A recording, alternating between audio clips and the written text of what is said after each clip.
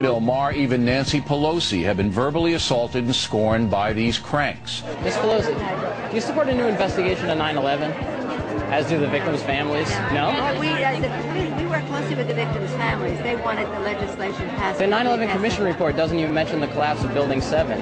Authorities don't wise up fast. Bad things are going to happen. Wait and see.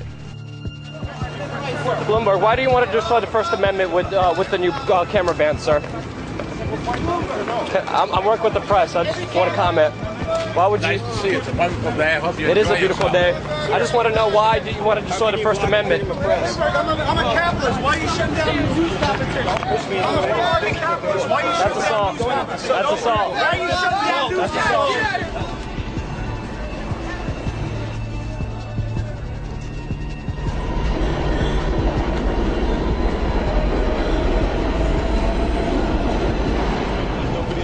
Yes, there is.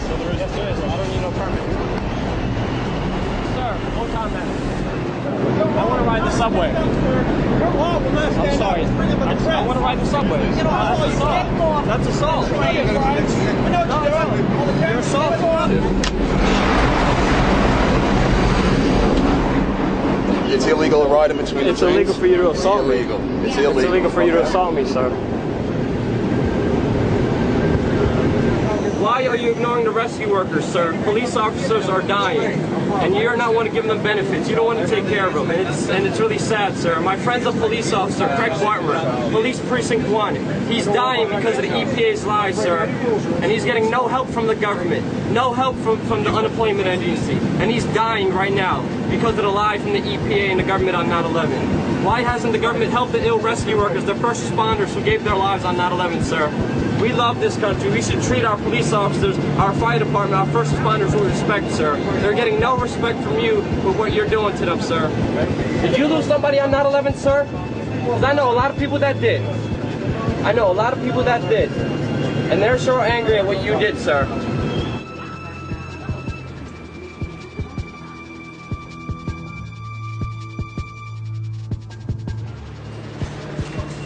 I'm sorry. Oh, sorry. I didn't do nothing illegal. Come on. Right. What is it that you're trying to assault. accomplish here? The Right. police officers, You know first what? responders are dying, and he's not giving them any help. Bloomberg, please, man. The first responders are dying. They demand justice. I'm doing it for you. My friend's a cop. He's dying, and Bloomberg doesn't want to give him any help. I want to ask some questions. He's not doing any good. Well, why don't you make an appointment? Go online. He doesn't. He doesn't approve it. I did before. He doesn't. He doesn't. And the media won't answer these questions. How come he's not helping the first responders? He's not. So you're saying it's up to him? Yes, he has the right. He vetoes bills to help the first responders. He did it on record, man. He doesn't care about the cops. He's a rich guy. And that's what we're trying to show. The media won't ask him those questions, I man. have to agree with you on that.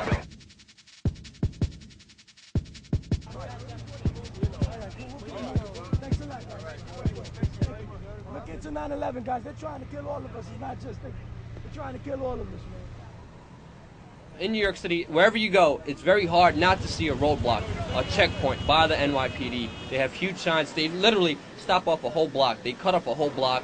There's police all over the block. But whichever car comes, they decide whichever one they're going to stop, they're going to inspect, and they're going to check out. They look in your car illegally. And this is everywhere you go in New York City.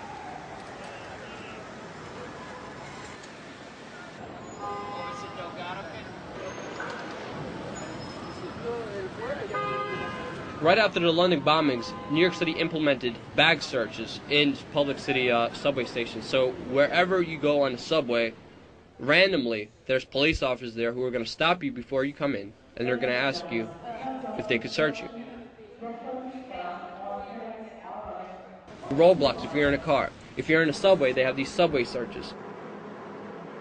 Critical mass is simple movements where they just ride bikes. The police department have deemed them terrorists and are actually arresting people for riding their bikes in the street legally. A police officer just hound them down, throw them down to the floor. They handcuff them, they take away their bikes, they throw them to jail. For what? Riding your bike? Without 9/11, there would be no checkpoints. Without 9/11, we wouldn't be called terrorists. Why would these terrorism apparatuses be used against average citizens, Americans? Without 9/11, this would have never happened. They would have never gotten away with any of this, with any of these police state institutions, without 9/11, without supposedly going after Osama bin Laden, which is still free. This is what the mainstream media is ignoring. They're ignoring the facts. They're ignoring the sources. They're ignoring the people who lived through it. They're ignoring all the people who are questioning the official story with facts, with science, with first-hand personal accounts. And they will keep ignoring it because they won't let this truth come out. Because as soon as this truth comes out, everything they did to justify their actions as of 9/11 is going to be down the hole. My name is Kevin McPadden. I was a first responder on 9/11, and I'm a prior Air Force medic. He was there. He was there when Building 7 came down, and he clearly hears a countdown of the building being demolitioned.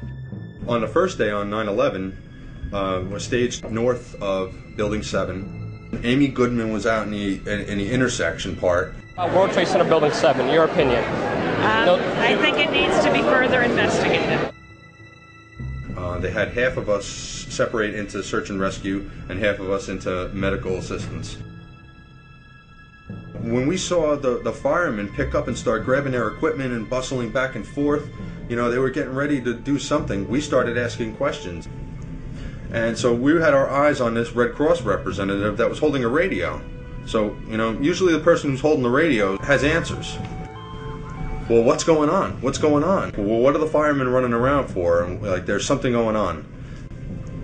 And next thing you know, there's firemen grabbing all their equipment, and there was a whole bustle and shuffle of firemen going on. He goes over, he talks to the fireman, he comes back with his hand covered over the radio, and he's like, you know, just sit tight, calm down, calm down, you know, it's all right. He finally has this face that is like he was heartbroken. He's like, just run for your life. You hear that? Keep your eye on that building. It'll be coming down soon. The building is about to blow up. Move it back. Rescue workers pushed people away from the scene.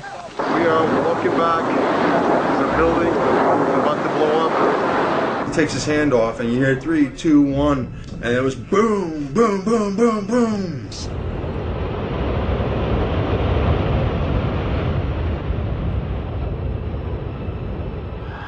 I said, you know, we've had such terrible loss of life. Maybe the smartest thing to do is pull it. And they made that decision to pull, and then we watched the building collapse.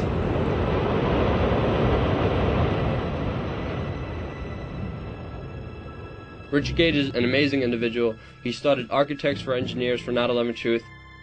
My name is Richard Gage. I'm an architect, and I've started the Architects and Engineers for 9/11 Truth. I've been an architect for 20 years and worked in most types of building construction, from residential, commercial, office, retail, you name it. If somebody in our government was responsible for these demolitions, then everybody in America needs to know about it. What we have to get down to is the science. Once you get to the science, it's indisputable. At Building 7, a 47-story skyscraper, not hit by an airplane on 9/11.